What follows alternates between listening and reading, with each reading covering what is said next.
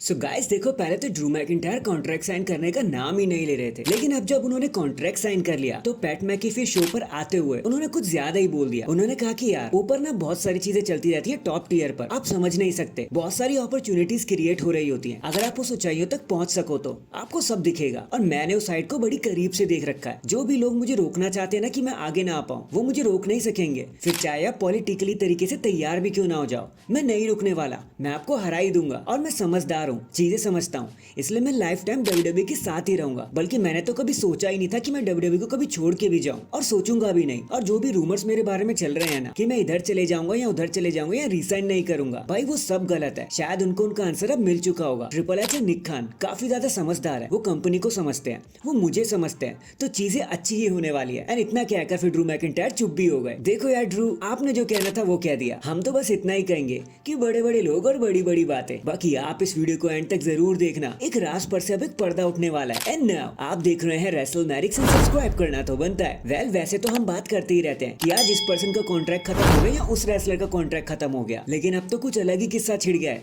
WWE के executive खुद निक खान का भी कॉन्ट्रैक्ट बस एंड होने ही वाला है। 2025 या 2026 तक उनकी कॉन्ट्रैक्ट की एक्सपायरी आने वाली है। निक खान ने 2020 अगस्त के अराउंड डब्ल्यूडब्ल्यूई को ज्वाइन किया था, उनका कॉन्ट्रैक्ट बस अब एंड होने ही वाला है, 1-2 साल के अंदर हो ही जाएगा। निक खान को एनुअली $2 मिलियन की सैलरी मिलती थी, एंड टीकेओ होल्डिंग्स में कंपनसेशन भी दिया जाता था इक्विटी के नाम पे। बाकी हाँ देखो, इतना तो पक्का है कि वो रिसाइन कर लिए जाएंगे, इसकी टेंशन लेने की जरूरत नहीं है हमें। तो हैशटैग डब्ल्यूडब्ल्यूई टीके होल्डिंग या निक खान। नेक्स्ट चलो अब उस राज पर से पर्दा उठा ही देते हैं जिसके बारे में हम थोड़ी देर पहले बात कर रहे थे। तो देखो हुआ कुछ ऐसा, देखो रॉक वापस आ गए, मैच भी दे दिया, एंड रेसलमेनिया को उसकी पीक तक पहुंचाने के लिए मदद भी करी। सब ठीक ही तो चल रहा था, लेकिन तभी एक न्यूज बीच में ब्रोक होने लगी अभी हाल ही में, जब लोगों को ऐसा लगने लगा कि द रॉक ने रिटर्न किया डब्ल्यूडब्ल्यूई की हेल्प करने के लिए नहीं, रेसलमेनिया को ऊपर पहुंचाने के लिए नहीं, बल्कि अपनी ही हेल्प करने के लिए। द रॉक वापस है सिर्फ अपने बेनिफिट के लिए, ताकि उनके रुके हुए हॉलीवुड करियर को एक किक स्टार्ट मिल सके दोबारा से। क्योंकि उनका डीसी को रिबूट करना, ब्लैक एडम्स और फिर यंग रॉक, सारे ही कंसेप्ट कैंसिल हुए जा रहे थे एक के बाद एक। तो द रॉक की छवि कहीं ना कहीं खराब ही हो गई थी, इसलिए द रॉक डब्ल्यूडब्ल्यूई में वापस आए ताकि वो अपने ऊपर लगे दागों को मिटा सके, थोड़े से समय के लिए उसे छुपा सके। अब पता नहीं कौन है,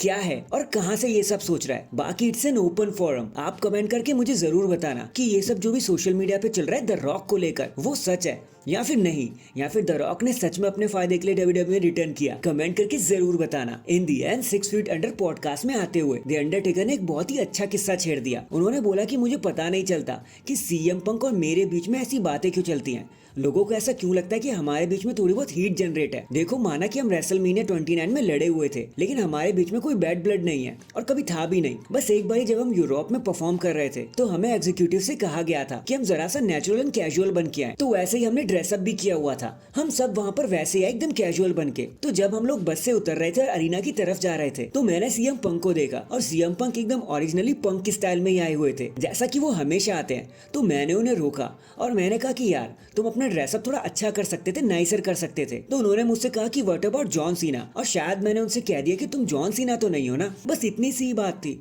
इसमें गलत ही क्या था। बाकी इसको लेकर अगर कुछ चल भी रहा है कि कोई हीट जैसा कुछ है, तो भाई मैं नहीं जानता। Well Mister Undertaker, do not worry, no matter आपके लिए कोई कितनी भी हीट जनरेट कर ले, लेकिन आपसे कोई नफरत नहीं कर सकता। आपने जितने भी मूवमेंट हमें दिए है ना, उसके मुकाबले तो ये बात कुछ भी नहीं है। तो hashtag legendary. So that is it guys, अभी के लिए तो बस इतना ही। आप मुझे ये जरूर बताना कि द रॉक क्या सच में अपने फायदे के लिए आए हुए थे या फिर वो सच में डब्ल्यूडब्ल्यूई की हेल्प करना चाहते थे। कमेंट करके जरूर बताना। एंड चैनल पर नया है तो चैनल को जल्दी से लाइक एंड सब्सक्राइब कर दो। बाकी मैं मिलता हूँ आपसे किसी और अपडेट के साथ, तब तक के लिए अपना ख्याल रखें और खुश रहें।